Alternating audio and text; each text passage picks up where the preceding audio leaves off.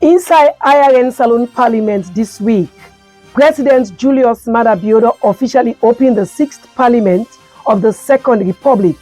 Thursday, August 3, 2023, he talked about the need for make political leaders maintain the peace in the country and talk like fumble for show maturity for solve misunderstanding. In this very parliament where no party has attained a two-third majority, the need for dialogue and negotiation resonates with utmost urgency. Member them of Parliament don't agree for the supplementary government budget for the year 2023, where the Minister of Finance been tabled at the well of Parliament. But what's inside this document? The supplementary budget now one way the Ministry of Finance don't put together for add the couple where government been planned for spend for the year 2023. And the only APC member of Parliament na Parliament, Honorable Mohammed Bangura, don't continue for call on incumbent APC member of Parliament them for Ghana Parliament as they still they boycott Parliament because of them party position after the June 24 general elections. But why them for listen to her? Common sense needs to prevail. That's why I'm calling them to come to Parliament, because we are elected. Let the party do their own thing. May we come for can serve the people and engage this government. Hello and welcome to the program IRN Inside Salon Parliament, where they meet you from the independent radio network IRN, partner radio station them all about the country. We IRN Salon Facebook and YouTube channel them and serve with online partner Black TV online.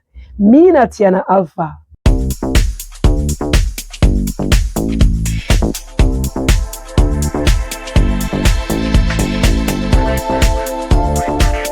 Welcome back. And if you just join we, this na IRN Inside Salon Parliament, where they meet you from all IRN partner radio station them, IRN Facebook and YouTube channel, and we online partner Black TV online.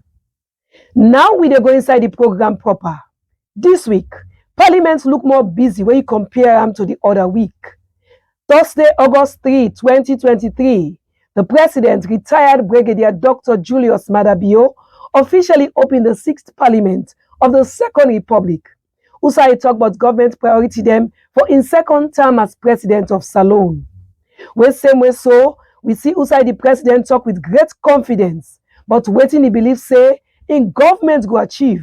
When you talk about development, we go touch all sector them in the country and serve our political leader them for maintain peace in the country through dialogue and show maturity for settle misunderstanding. Now let we listen to some parts them of the President in speech at the well of Parliament.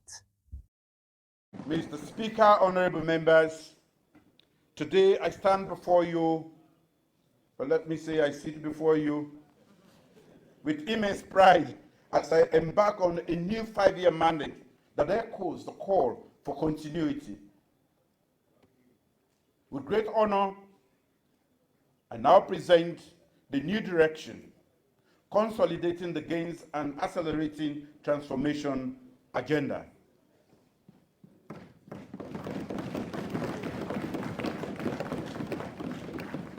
This ambitious vision builds on the principles outlined in the 2023 People's Manifesto of the Syrian People's Party.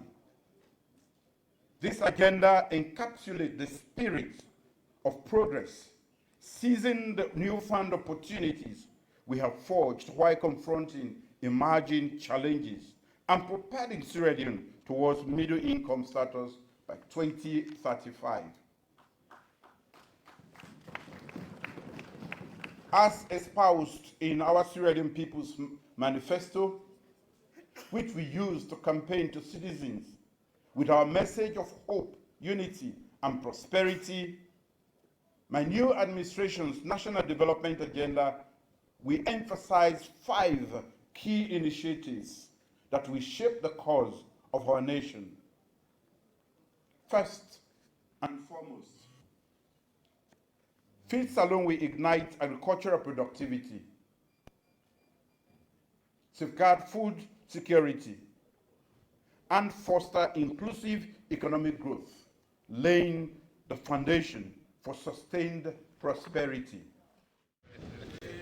Today we are gathered here to reflect on the importance of cohesion in politics and to recognize the paramount significance of unity and collaboration in our noble endeavor to serve our people.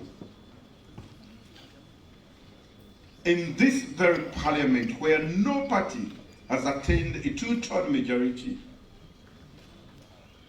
the need for dialogue and negotiation resonates with utmost urgency.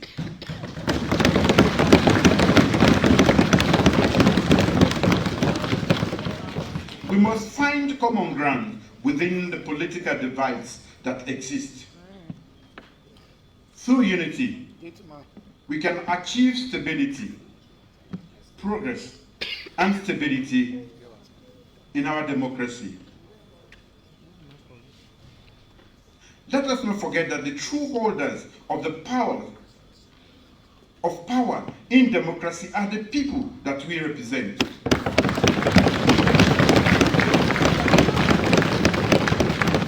We must always remember their voices, aspirations, and hopes for a better future in every debate and conflict. Our individual egos must yield to the greater national cause.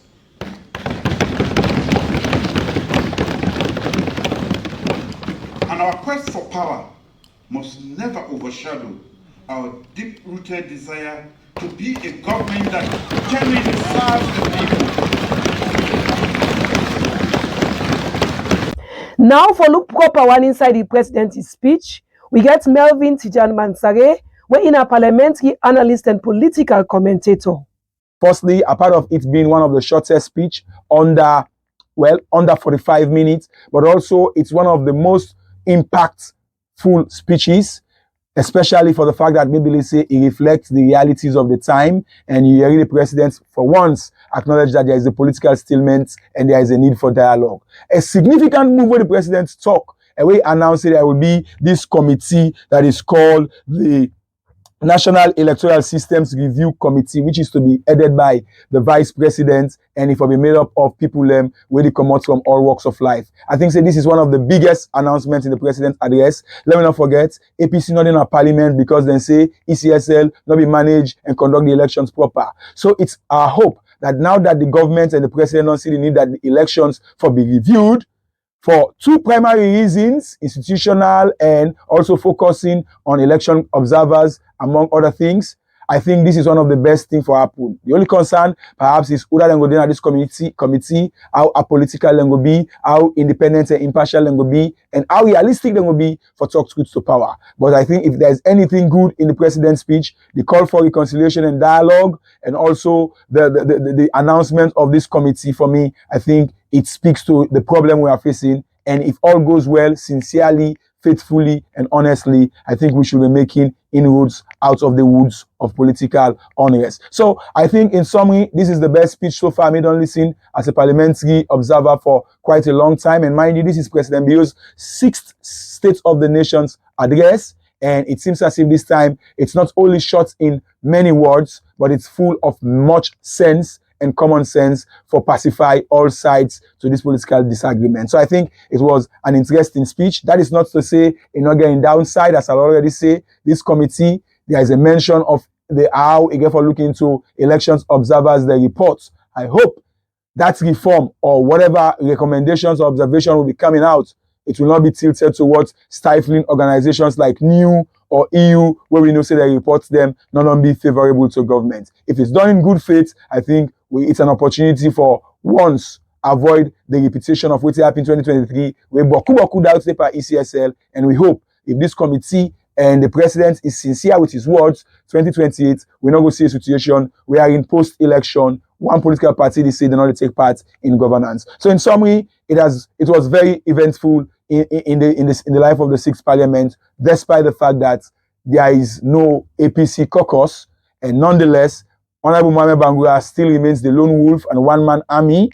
How long will this army be sustained? It's a matter of wait and see. But we see the huge respect where the government bench give by way how he and the leader of government business, Honorable Matthew Sanyuma, on that God-given day on the 7th plenary sitting, wherein they jointly received the speech, exchange handshake with the president, and jointly then be table this. It was quite unique, and it's a missed opportunity also for the main opposition. They could have, benefited a lot, but that is not the case. And until that the reverse of the decision take place, we are still not out of political stalemate or what we will call political disagreement. That's now Melvin Tijan Mansare, parliamentary analyst and political commentator, as he give analysis by President Julius Maada Bio in speech where he make for opening the 6th Parliament of the Second Republic, August 3, 2023. We dey continue with the program IRN Inside Salon Parliament.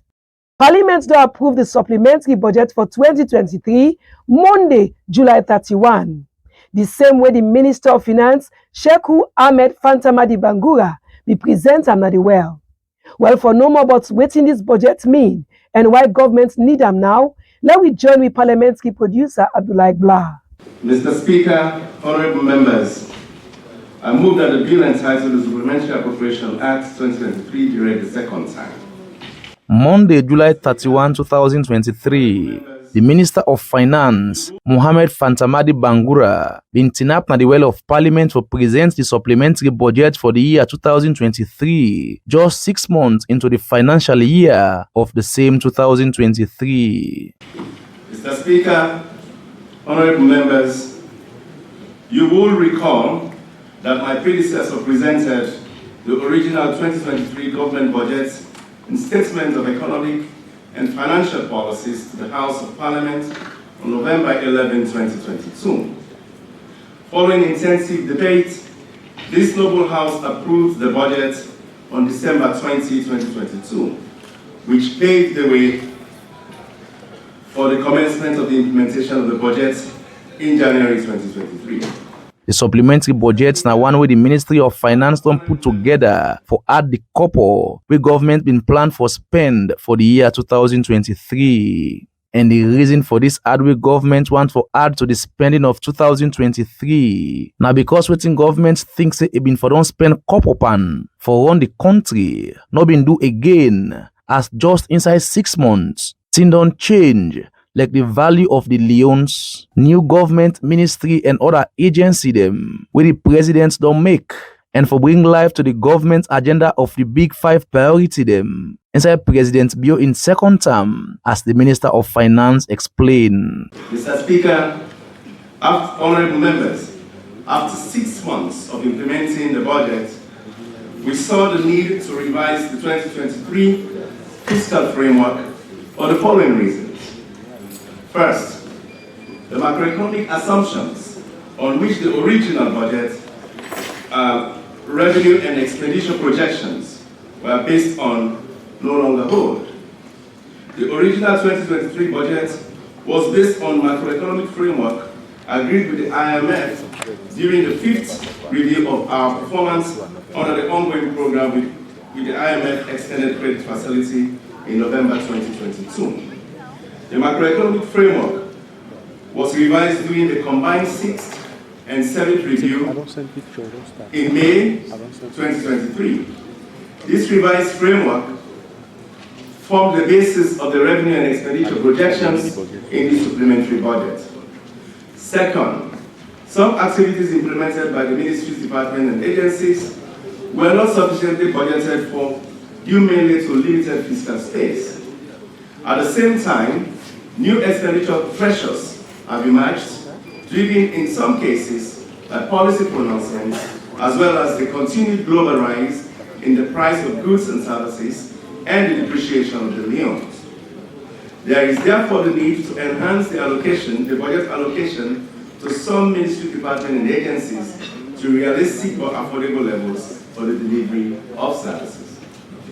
Third, to align the budget to the new priorities of government articulated in the government manifesto, the Big 5, which include boosting food security, feed salon, consolidating the gains in human capital development, supporting youth employment initiatives, improving infrastructure, and revamping the public service with the overall objective of boosting resilience and promoting sustainable economic growth.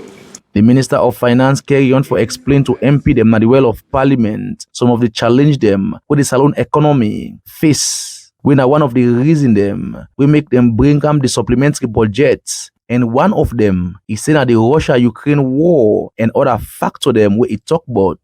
Mr. Speaker, honorable members, macroeconomic performance. The Sierra Leone economy continues to grapple with the spillovers of the Ukraine crisis and an associated global economic uncertainty culminating into weak domestic economic activity, rising inflation, exchange rate depreciation, and higher debt levels. The implication of these developments on domestic revenue collection and expenditure management cannot be underestimated.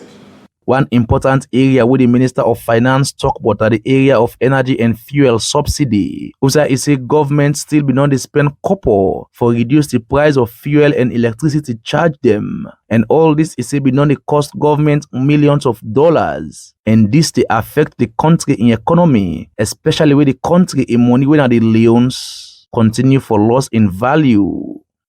Even in the midst of challenging economic conditions, the government continues to expand enormous resources to the energy sector to ensure reliable and affordable electricity supply. The current electricity tariff, though considered to be high, does not reflect the actual cost of generating and transmitting electricity to households. Consumers are currently paying 11 US cents per kilowatt hour compared to the uplift price of 21.5 US cents per kilowatt hour. This is made possible by the substantial subsidy provided by the government to the Electricity Distribution and Supply Agency, EDSA, and Electricity Generation and Transmission Company, AGTC. Total subsidies disbursed to EDSA for the first half of 2023 amounted to 274.6 million new loans, equivalent to US $13 million, including 263.2 million paid to Car Powership and 11.4 million to Transco CLSG. In addition, an amount of 29 million was also disbursed to EGTC for the supply of fuel for the running of government-owned generators in Freetown and the provinces. Mr. Speaker, honorable members, the global price of fuel and freight charges, though declining, remain high relative to the pre-Ukrainian crisis. The situation is compounded by the continuous weakening of the leons. This implies that the current subsidized price of fuel at New Leon's 21.5 per litre is far less than the full pass-through pump price estimated at 26 New Leons per litre. So to keep fuel pump price at 21.5 New Leons per litre, government has foregone 708.9 million New Leons, which is equivalent to $32.8 million, in the form of indirect subsidies during the first half of 2023. In addition, direct subsidies to be paid to oil marketing companies amounted to 75 million New Leons, to about $3.3 million US during the same period. That's the Minister of Finance, Sheku Ahmed Fantamadi Bangura, the end report by the parliamentary producer Abdullah Blah. But how this budget go impact the country this term? This na question where we put to journalist Lawrence Williams, editor of Freetown Post newspaper. The impact of the budget, probably the positive impact, if at all there could be any positive impact out of it, could not be felt now. But the immediate negative impact has already been felt as we speak. One of which gets to do with the removal of fuel subsidies. Now, there has been several arguments as to why government for remove fuel subsidy. But people are actually missing the perspective of the political undertone behind the introduction or reintroduction of fuel subsidy in the first place. Now, in 2017, the IMF terminates the program with Sierra Leone, the Extended Credit Facility Program with the government of Sierra Leone on account of President Ernest Bai Koroma in reluctance for remove fuel subsidy. IMF normally not give budgetary support for you can pump and subsidy, especially we get for do fuel. And Ernest Koroma really resist that. So IMF will pull out. When President Bill in government came in 2018, after all the negotiations and talks and what have you, one of the immediate steps they took for being integrated into the IMF program, now the removal of fuel subsidy, that will make fuel go up at that time. You remember at that time where you get some fee society that we don't need to fuel advocacy and blah blah blah, being raise some concerns, and over the period and 2005 years, them don't they review the fuel prices upward until we get to the Russia-Ukraine war, how the price they change and so the price they go up. And now 1 or 2 times no more the price been kind of. Now so surreptitiously in January 2023, because mind you, the 2023 original budget where they read in Parliament last year not been provided for fuel subsidy. It was not there. So government was not even supposed to spend that money. So now that they introduced it in 2023, because we made it a political season, and government could not have afford for let fuel price change and continue for go up at that time where it go, affect the ruling party in chances of re-election. So in my view, I think that was the political narrative behind the introduction of fuel subsidy in the first place. So if I say between that period on to June when we done with elections, IMF not give budgetary support. Little money na inka is only way then send out about $21 million. That was a week before the elections or so when I even make the dollar rate being kandong small. Immediately after election, whoop, it go back. Now, government within the period said they actually give subsidies to the oil marketing companies. Indirect subsidies were amounted to about $32.8 million, and direct subsidies were amount to $3.3 million. Now, indirect subsidies now nekwe posting out something, they call the oil and for pay certain tax them. Right? Whether na customs, excise duty, or whatever, certain tax to government, when they for pay to government, government say, okay, we they allow now on account this, on not pay the tax, we they forfeit the tax, on a take them, but on account this thing. Then an indirect subsidy. Direct subsidy now when the money, physical cash, government for give to them, it's about $3.3 million. So everything put together is about $36.1 million. We government don't give subsidy. Now, so the arguments from the government side, where many people don't listen, is that it's not fiscally sustainable. Of course, IMF will tell you that this is not fiscally sustainable. But on the other hand, it gets a very, very negative impact on the economy, particularly low-income earners.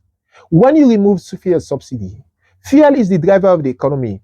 All movement of goods and services depend on the availability and quality and the low cost of fuel. So when you remove fuel, you find out that instantaneously, goods and services don't go up. The prices for goods and services don't go up because people are going for recover the capital for actually make profit. So all of that burden they transfer to the final consumers. And now they in the majority now you cannot tell me that the rich people and they in them boku pass the population. No. So once you don't do that, now the repercussion is goods and services don't go up, which means they spend more. Households that they spend more now for access goods and services than they used to. And that they also create inflationary pressure even at the home level. That's now Lawrence Williams, editor of Freeton Post newspaper. The program na IRN Inside Salon Parliament on IRN partner radio station them across the country, IRN Facebook and YouTube channel, and we online partner Black TV online. Me Tiana Alpha. The only APC member of parliament, whether attend all parliament sitting them and do other parliament work, Honorable Mohammed Bangura, Tuesday, July 1, don't call on incumbent APC member of parliament for the second term for end them boycott and go parliament for do their work as members of parliament. Let me take this opportunity to address my APC friends and family again. Let me take this opportunity again. So say, please, Please, honorable MPs, come to the well and subscribe to the oath of office. Come to the well and subscribe to the oath of office. In the past, the APC in the 80s had about 5 seats in parliament. That is during the time of the speaker's days. They make a difference. They held another elections and you have 25 or 20 seats with the SLPP 80 something. You make a difference. Now we have 54 seats in parliament. You have 54 seats in parliament.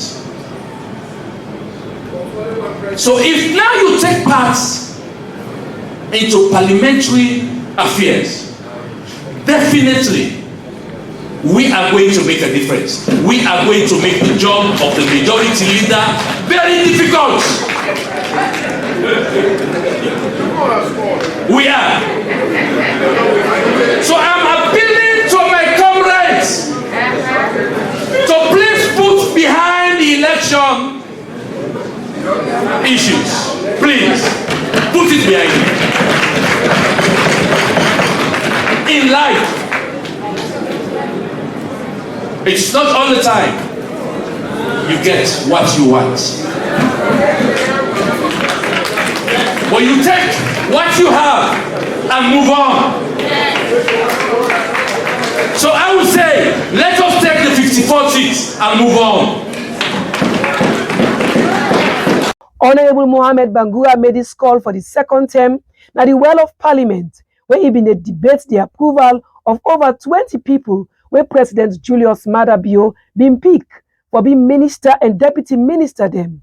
But why Honorable Bangura they continue for calling incumbent APC member of parliament them for Gona parliament, although they follow them party position for boycott parliament? And why them for listening? This now question them we parliamentary producer Abdullah Blah puts to Honorable Mohamed Bangura now the well of parliament. Common sense needs to prevail.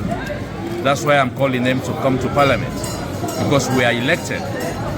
Let the party do their own thing. We will come for can serve the people.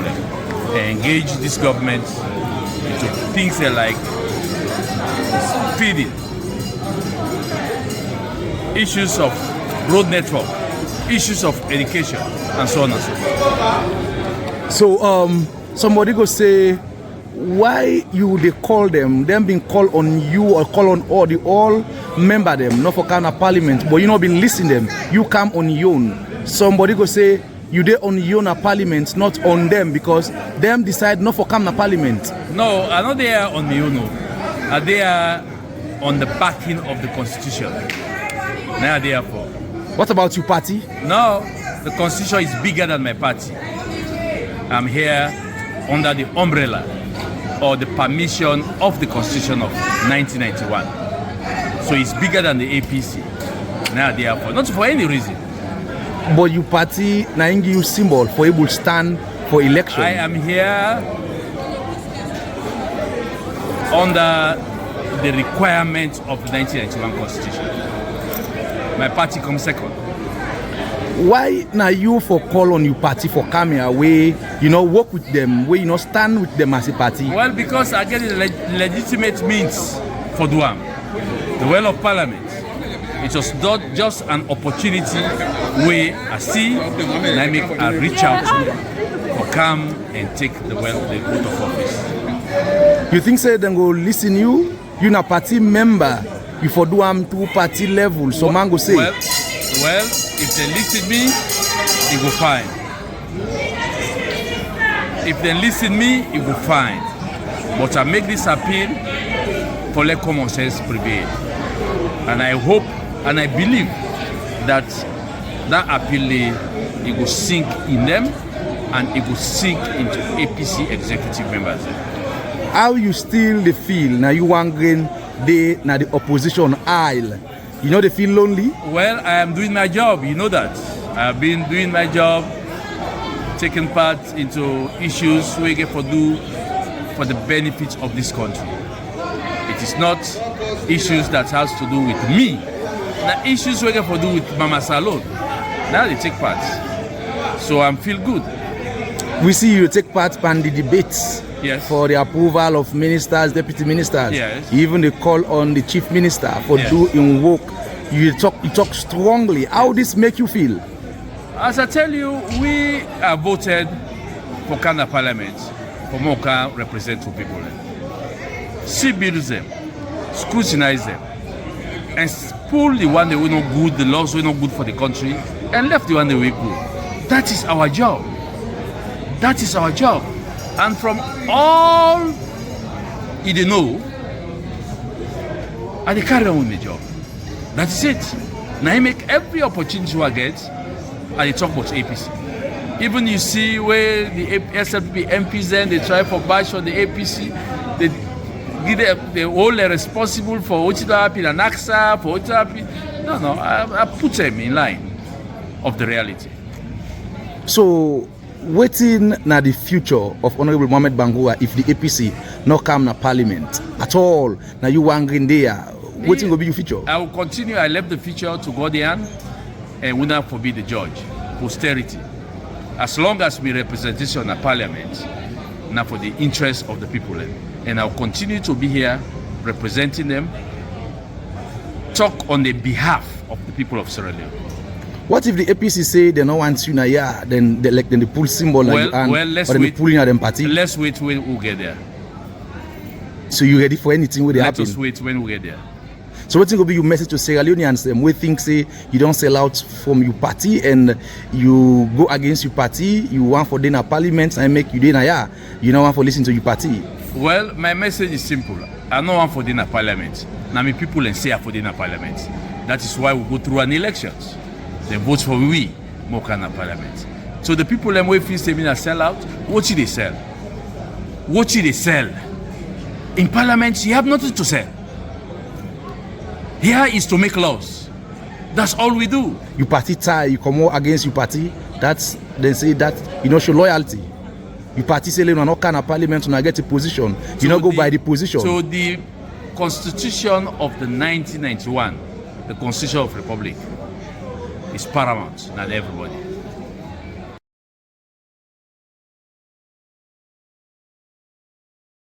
That's now Honorable Mohamed Bangura as he been the end interview with the parliamentary producer Abdullah Blah. The program now IRN Inside Salon Parliament and me Natiana Alpha. The Deputy Majority Leader of Parliament 2, Honorable Sir Emerson Lamina and Honorable Mohamed Bangura don't call on the new Chief Minister, Dr. David Moinina Senge, for do the oversight role to different ministry, departments and agency them the right way for make sure say them work for achieve the country in development. For more on this, let me join with parliamentary producer Abdullah Blah. Tuesday, August 1st, 2023, member them of parliament been approved the chief minister, Dr. David Moinina Senge, and over 20 deputy minister them, where President Julius Maada Bio been picked this BNTM for serve na the executive. During the time where parliament been the approved them minister them yeah. Different MP them debate as we for talk on different issue them before the chief minister and other deputy minister them will begin them work. We are told from history that before 1961 this house was called House of Representatives, and in 1961 Parliament. We are told that Sir Milton was chief minister. The position Dr. David Senge Moinina is taking today. And Sir Milton saddled the ship of leadership in quietness, in oneness and development. True and true. One of the MP them we talk na the Deputy Majority Leader of Parliament 2, Honorable Sir Emerson Lamina, we start for making point with some historical perspective to the work with the Chief Minister they do and how this position important. Honorable Sir Emerson Lamina carry on for talk about how the Deputy Minister them for look up to the Chief Minister for inspiration during them work, and same we so call on the Chief Minister for playing oversight role like we Parliament self get for play their oversight role. Presidential nominees, I urge you to to look forward. So the Chief Minister is going to serve as a coach, is going to serve as a leader to lead the way when it appears that governance will be difficult to go forward. Look to him, listen to him, and learn from him. That's the key powerful air. Look, listen, learn from him, the Chief Minister. What does Parliament expect from the Chief Minister? Mr. Speaker, Parliament expects a PTT, performance tracking table. And this is how we want to design our oversight role. Section 93, 3 and 6 of the Constitution of Sierra Leone tells us that we are going to play this oversight, one of our traditional rules. We are not only going to make good and workable laws here, we are not only going to represent our people. I'm representing when they come, when they fair, and welfare section in Colony Street, like all of the other MPs. We are not only going to scrutinize the annual budget and approve it. We are not only going to promote the peace and national cohesion this nation still needs. Mr. Manuel Senge, Parliament expects a PTT, performance tracking table, with the trackers.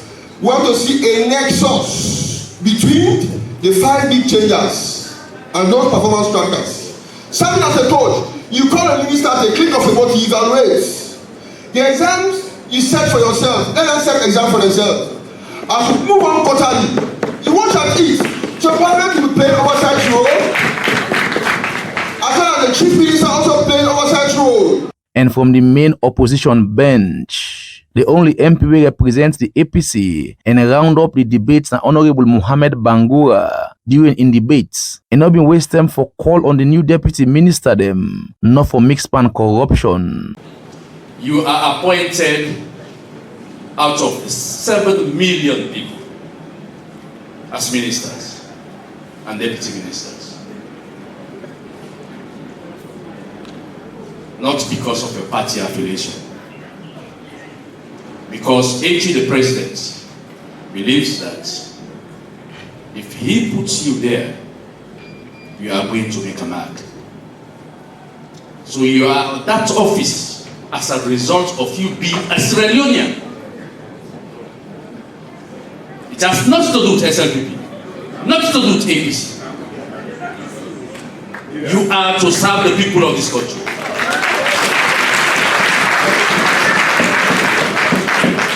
Please, I want you to refrain from corruption. I said this.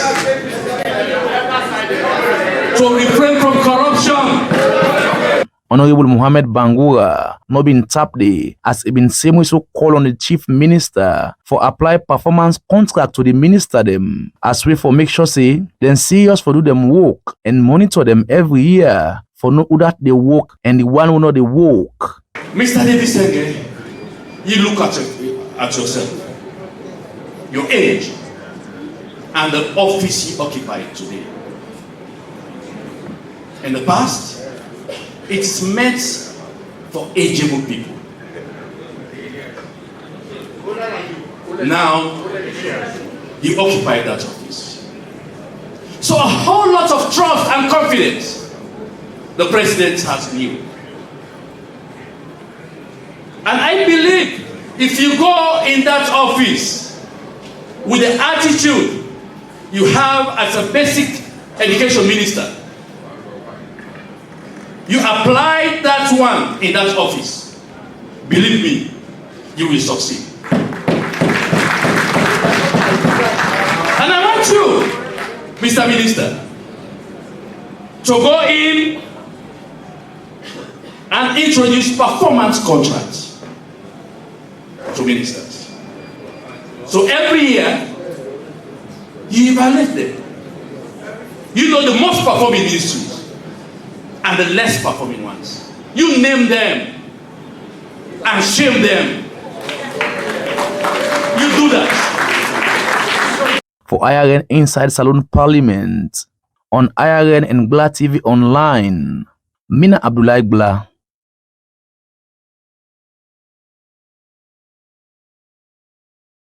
Plenty thanks to we parliamentary producer Abdullah Blah for that report.